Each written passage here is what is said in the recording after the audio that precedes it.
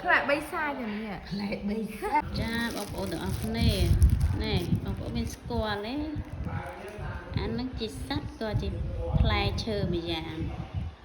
តែតាមខ្ញុំហូបទៅវាជាផ្លែឈើមួយយ៉ាងទេប៉ុន្តែចម្លែកណានេះ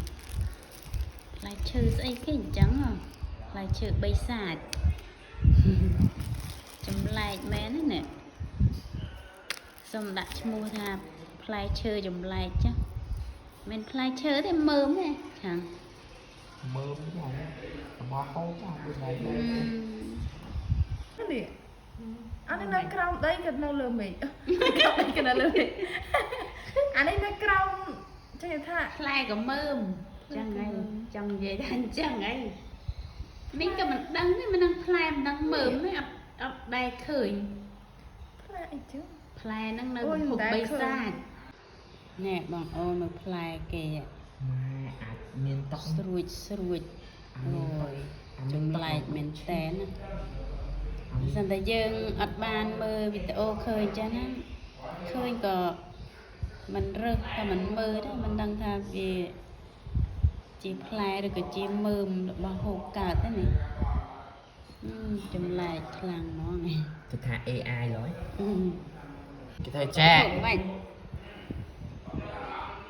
តែក៏បាក់ថ្មិញឡើយថ្មិញធ្វើអស់រាប់រយហ្នឹងឯង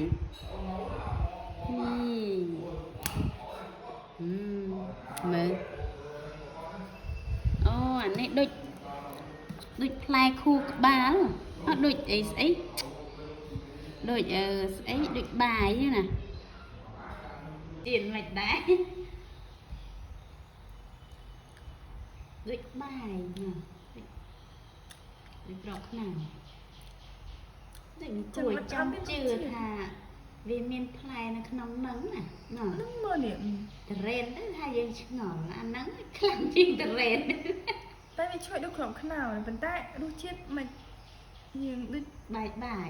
ដូចក្របអង្គក៏ក្របបាយហ្នឹងដូចម្សៅដូចមិនទេម្សៅនេះអានេះនៅក្រោមដីក៏នៅលើមេឃក្រោមដីក៏នៅលើមេឃអានេះនៅក្រោមចេះថាផ្លែក៏មើមចឹងហើយចង់និយាយថាអញ្ចឹងហើយនេះក៏មិនដឹងទេមិនដឹងផ្លែមិនដឹងមើមទេអត់ដែលឃើញផ្លែអីចឹងផ្លែហ្នឹងនៅភពបិសាចផ្លែ3សាយ៉ាងនេះផ្លែ3សាចមែនទេវាហូបមើលខាំហូបអានេះហូបខាំនេះមើលបន្លាគេនេះបន្លាម៉ែគួរខ្លាចដូចអីដូចកំសៀវអារឿងអីអាឡាដាំងចម្លែកខាំហូបអូយខ្ញុំភ័យខាំមិនទេអញដឹងទេរងទៀតមិនដែរដូចបាយណាដូចប្រកខ្លាំងដូចគួរចាំជឿថាវាមានផ្លែនៅក្នុងហ្នឹងណាហ្នឹងមើលនេះតរ៉េនទៅថាយើងឆ្ងល់អាហ្នឹងខ្លាំងជាងតរ៉េនតែវាជួយដូចក្រុមខ្នោប៉ុន្តែរសជាតិមិនយើងដូចបាយដូចក្របអង្គក៏ក្របបាយហ្នឹងដូចម្សៅដូចមិនទេម្សៅ